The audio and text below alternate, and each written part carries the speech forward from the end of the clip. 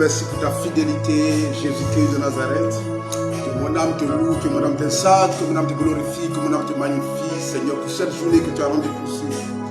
Je te rends grâce, Adonai Père, Dieu d'Abraham, Dieu d'Isaac, Dieu de Jacob, Dieu de Moïse, Dieu des prophètes, Dieu d'Élie, Dieu d'Élisée. Je te rends toute la gloire au nom puissant de Jésus de Nazareth pour l'opportunité que tu m'accordes encore en cette soirée, Seigneur, de pouvoir parler de ta part. Je te rends toute la gloire et je bénis ton Saint-Nom, Dieu Tout-Puissant. Que la gloire te soit donnée, Jésus-Christ de Nazareth. Je te rends toute la gloire, Saint-Esprit de Dieu, parce que tu prends le contrôle de ce moment et tu conduis toutes choses selon ta volonté. Que Dieu vous bénisse et que la grâce de Dieu soit avec vous au nom de Jésus-Christ de Nazareth. My God, nous allons écouter la parole de Dieu. 1 Roi chapitre 17, à partir du verset 8. Dieu va parler encore à son serviteur, Élie. Il dit à Élie, cette fois-ci, il dit, lève-toi, va à Sarepta, qui appartient à Sidon et de Mela. Voici, j'ai ordonné à une femme veuve de te nourrir. Écoute ceci. Et là, Dieu envoie encore Élie à Sarepta. Pourquoi? Écoutez-moi. Parce que Dieu voulait visiter une femme à Sarepta.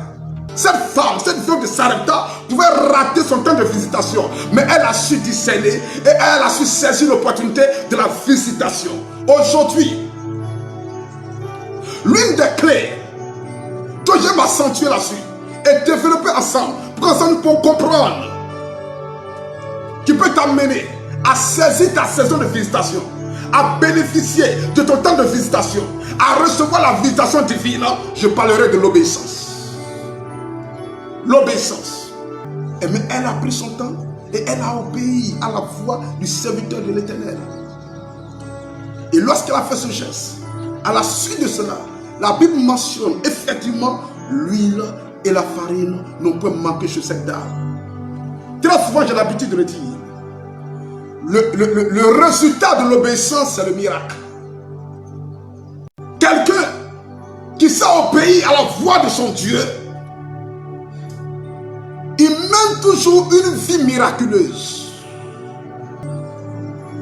Oui.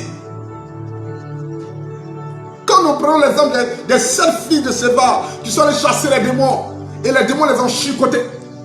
Le mot dit quoi? Il dit, je connais Christ que vous parlez de lui et je connais aussi Paul. Pourquoi il dit je connais Paul? Parce que Paul avait une relation, avec une alliance avec le Christ. C'est que Paul a obéi. Il a obéi à la voix du Seigneur. Moi dans mon ministère, j'ai vécu une expérience avec le Seigneur.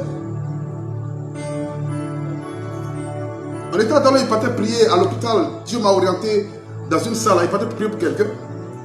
Et c'était, la personne là était presque morte. Parce qu'à peine il respirait.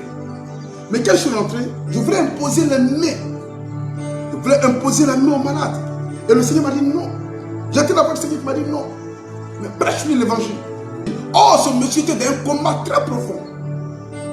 Et tellement que je prêchais, à un moment donné, j'ai senti la sueur qui coulait, qui sortait de moi. Et il y a une voix douce qui me dit, prends ta sueur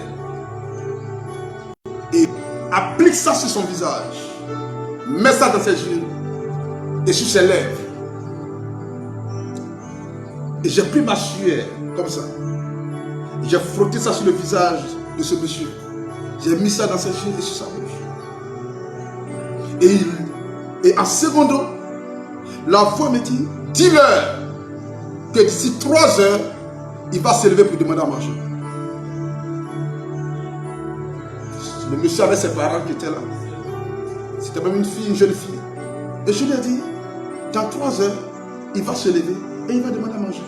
Et vous assure, l'infirmière qui est à côté de moi ne croyait même pas. Elle a lancé un trou. Je suis sorti seul à la maison. C'était mercredi, jeudi, vendredi. Je retourne encore à l'hôpital pour aller prier pour les malades.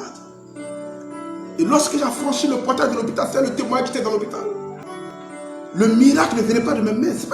C'était pas ma propre force. Ou bien un pouvoir que je détient à produire le miracle. Non. Qu'est-ce qui a été la porte de ce miracle? C'est parce que j'ai obéi à la voix de Dieu. Approche-toi de Dieu et apprends à obéir à sa voix. Et Dieu te bénira. Retiens, l'obéissance vaut mieux que les sacrifices. Que la gloire de Dieu revienne à notre Seigneur Jésus-Christ de Nazareth. Demeurez bénis au nom de Jésus-Christ. Amen. Que la grâce de notre Seigneur Jésus-Christ soit avec vous. Tous ceux qui me voient, tous ceux qui me regardent, tous ceux qui me suivent de partout. Que la main de Dieu soit avec vous au nom de Jésus-Christ de Nazareth. Et que l'esprit d'obéissance vous habite au nom de Jésus-Christ. Afin d'expérimenter la visitation divine. Dieu nous visite toujours. Mais ce qui fait obstacle à la visitation, c'est la désobéissance. Alors que l'esprit d'obéissance nous habite en tant que fils et filles de la principale des langues. La Bible dit que mon peuple périt par manque de connaissance. La connaissance. My God, Lord, recevez la grâce. Recevez la faveur. Au nom puissant de Jésus-Christ, je prie pour quelqu'un que ta vie de prière se multiplie, que ta vie de prière se double. Au nom de Jésus-Christ, que le Saint-Esprit te baptise de son feu. Au nom de Jésus-Christ, je souffle le vent du réveil en vous. Recevez par la puissance du Saint-Esprit que l'assoupissement vous quitte, que la mort spirituelle vous quitte. Au nom de Jésus-Christ de Nazareth, que la grâce de Dieu vous soit donnée. Au nom puissant de Jésus de Nazareth, recevez la puissance de Dieu. Et demeurez bénis au nom de Jésus.